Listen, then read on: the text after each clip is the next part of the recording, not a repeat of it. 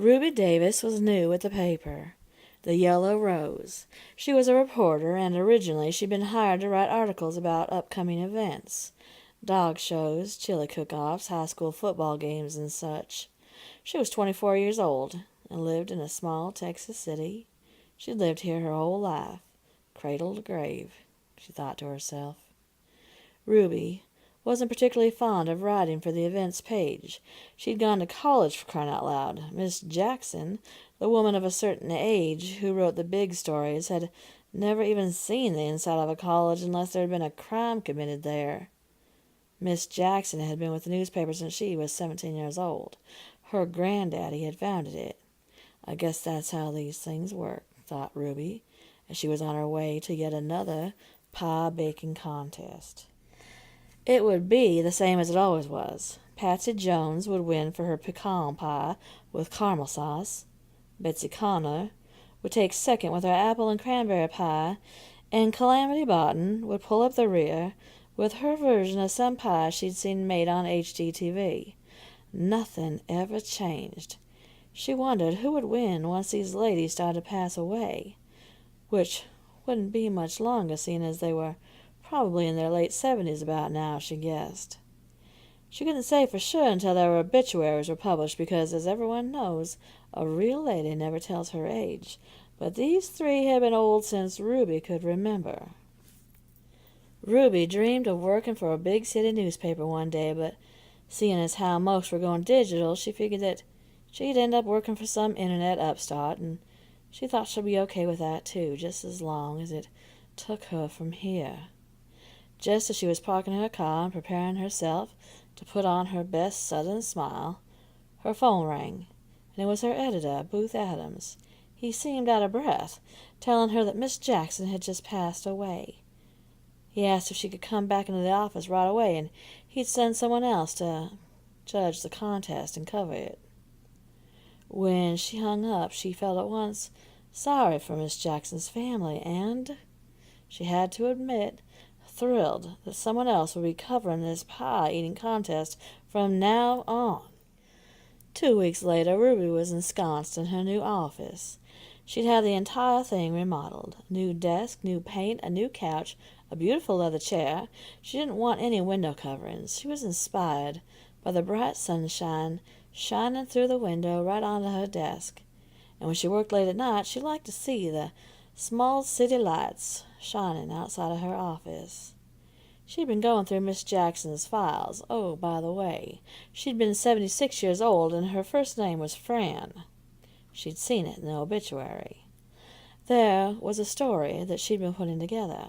The disappearance of some women and children. Their last known location being a shelter, or at least that's where some of their caseworkers had said they had sent them. Fran was going to go out and speak to the people at the shelter about them and see what she could dig up. Now it was Ruby getting her light jacket on to drive out to the furthest part of the county. Hardly anyone lived out there. Ruby supposed that's why it made for a good place to have a women and children's shelter. Less chance of an abusive spouse being able to find them. Ruby was driving along the country road. Barely enough room for 2 cars to pass each other when she noticed that there was a patch in the road with skid marks. There weren't any before this section, and there weren't any after that section, which was about 20 yards long. Some showed the skid marks going right off the road. While she found that curious, she didn't have much time to dwell on it because something else had caught her eye. Along the road was a fence, a big steel pole fence with wires. On every single pole there was a shoe, upside down, just hanging off the pole. There were cowboy boots, women's shoes, athletic shoes, and children's shoes. Seeing the children's shoes gave her a chill down her spine, but she wasn't quite sure why. "Oh, someone just walked across my grave," she said out loud. It was a saying that her grandma would say whenever she had a chill run down her spine. Ruby's mind wandered off to her grandma, and where that saying might have come from. What did it actually mean for a live person to say someone was walking across their grave? When she came upon the first house she'd seen in miles, it was large, white, had a wraparound porch, and a bunch of newer vehicles stored in a corner next to their fence, with weeds beginning to grow up around them. It wasn't like someone was storing old collectible junkie cars for some day projects. It seemed weird, but so far everything out here did seem weird. Then two more houses, also white, and in front of all three homes were men in overalls standing with grim looks on their faces, their legs straight but separated like some guys do, to consciously or unconsciously show some type of dominance. They ranged in age from about 30 to something probably around early 60s. Two had women in dresses, one in mud boots, long blonde hair pulled back in a ponytail, with strings of her hair still hanging out. The other with no shoes, her hair in a bun, glasses, and holding a shovel. They were all staring at her. Two of the men were on their cell phones, and Ruby couldn't help but wonder if they were talking to each other, having a conversation about the strange car driving by. Across the street from the houses were large piles of wood, stacked in such a way that she thought it looked like they were for bonfires. She'd studied world religions in college, and they also reminded her of how some people in different cultures burned their dead over piles of wood stacked just like that. But what made her jump, even in her car, was seeing the motorcycle helmet on one of the steel poles with what looked like a ponytail hanging from it. Now, calm down, Ruby. This is your first big news story, and you come out here more jumpy than a cricket in a frying pan. Just a bit more down the road was a stucco building. It was a Spanish-style home, and it had a cross on it. Other than that, there were no markings, and no address numbers posted on either the mailbox or the front door. "Well, I suppose this must be the place," Ruby said out loud to no one in particular. She figured that a nondescript building without an address was probably a good place to hide a shelter.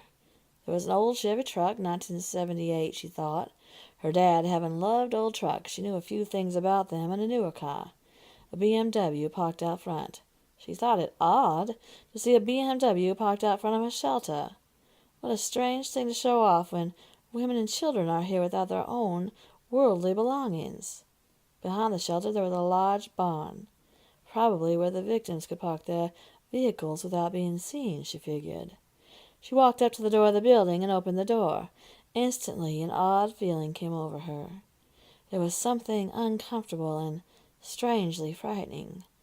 The building itself was light and airy, but it didn't quite give off a feeling of safety to Ruby, even though it looked like it should, with its creamy yellow paint, light wooden floors, inset lighting, comfortable furniture, pictures drawn by children stuck onto a corkboard, but it was oddly quiet. A woman stepped out from the door in the back of the room, and when she did, the smell of food came out with her. She was in her 30s, Ruby thought, wearing blue jeans and an old Led Zeppelin shirt. Her hair was short, cut into a pixie with blue tips, the rest a bleached blonde.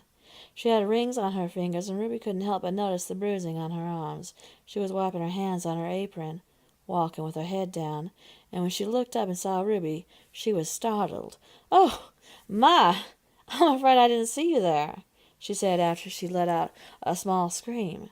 Right behind her came an older woman, probably in her 60s, wearing a floral dress, her hair in a bun, clogs on her feet, and a cell phone in her hand, followed by a golden retriever she called Max when she told him to heel.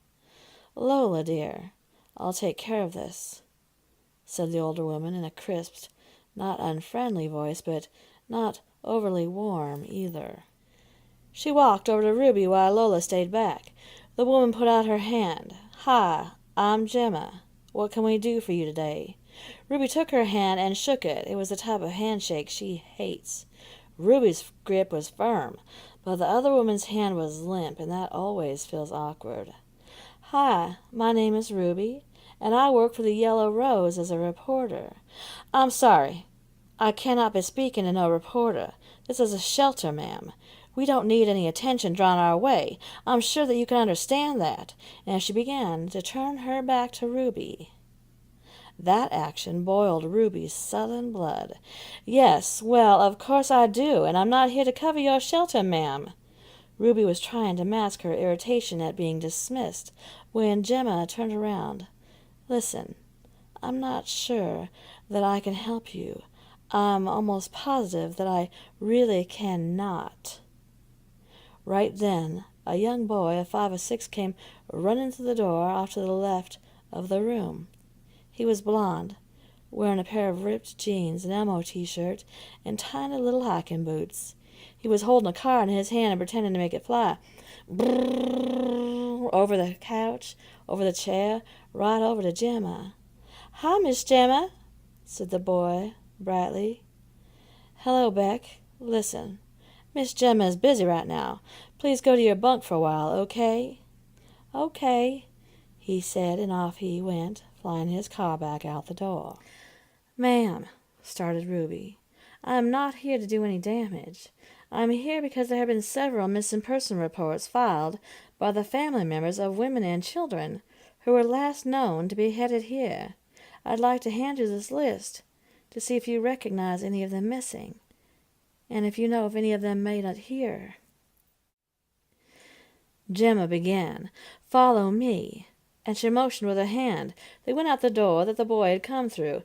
"The very nature of a shelter for the protection of women and children is that, unfortunately, sometimes the very person who says they love them so much that if they can't have them no one will, is that it's not unlikely that they become the victim of that person. It happens, sadly." They walked into a room with bunk beds lining the walls. "This is where we keep the family safe, as best as we can. Of course, if a woman comes and breaks the rules, one of which is sneaking contact with their abuser, then they are removed immediately. We cannot risk the welfare of our other residents." Ruby handed her the list of the missing and took a quick look around the room. It was pristine, to the point of looking like there was never anyone staying there. Then she saw little Beck curled up on a bottom bunk. She assumed that it was Beck's mom that she'd seen earlier with the blue tips on her hair, because she noticed the same on Beck's hair as well. "I've seen a couple of these women." Gemma's voice broke Ruby's concentration. "Excuse me?" she asked. "A couple of these women and children. I've seen them. Too bad. They were removed from here. Rule breakers. Of course, I have no idea where they went after they left." "And the others?" Ruby asked. "No, I have no idea." Gemma began, "Follow me," and she motioned with her hand. They went out the door that the boy had come through. "The very nature of a shelter for the protection of women and children is that, unfortunately, sometimes the very person who says they love them so much that if they can't have them no one will, is that it's not unlikely that they become the victim of that person. It happens, sadly." They walked into a room with bunk beds lining the walls. "This is where we keep the family safe, as best as we can. Of course, if a woman comes and breaks the rules, one of which is sneaking contact with their abuser, then they are removed immediately. We cannot risk the welfare of our other residents." Ruby handed her the list of the missing and took a quick look around the room. It was pristine, to the point of looking like there was never anyone staying there. Then she saw little Beck curled up on a bottom bunk. She assumed that it was Beck's mom that she'd seen earlier with the blue tips on her hair, because she noticed the same on Beck's hair as well. "I've seen a couple of these women." Gemma's voice broke Ruby's concentration. "Excuse me?" she asked. "A couple of these women and children. I've seen them. Too bad. They were removed from here. Rule breakers. Of course, I have no idea where they went after they left." "And the others?" Ruby asked. "No, I have no idea." Aunt Gemma was by now becoming quite cold and distant. Not that she had ever been warm, but there was something that Ruby couldn't quite put her finger on. That chill down her spine. Ruby had many more questions she wanted to ask about the skid marks and the newer model cars piled up in front of that house next door, but she felt an urgent need to leave. "Ma'am, I am so sorry. I am not feeling well. Would you mind if I came back?" asked Ruby, and Gemma gave a slight smile. "No, not at all. Would you like to make an appointment? That's how we usually see our visitors here. I live just next door, so whenever it's convenient for you." Ruby made an appointment for 3 days later, and left, finding herself speeding away. 3 days later she was on her way back, and had some new information that she really wanted looking into. She'd gotten the license plate number off of one of those vehicles, and it belonged to a missing woman, and not the one that Gemma had admitted to knowing. As she drove along the road, getting closer, she began to notice the wood piles. A couple had been burnt. 2 more had been built to replace them or something. The cars were not there any more, and Ruby made a mental note of that. She noticed that the shoes on the pole, and she could have sworn that there were a pair of little hiker boots. Which reminded Ruby that she wished she had worn flats today instead of heels. She'd never worn these shoes before, and she was sure they were causing blisters. And just as she was thinking about that, up came the skid marks in the road, and suddenly that Max came running out in front of her car, and as she slammed on the brakes, she skidded off the road, and she hit the ditch so hard that her airbags deployed, slamming into her face. Ruby Davis was reported missing by her boss and her parents. On the steel fence posts were a new pair of high heels, which reflected the light from the huge bonfire across the street.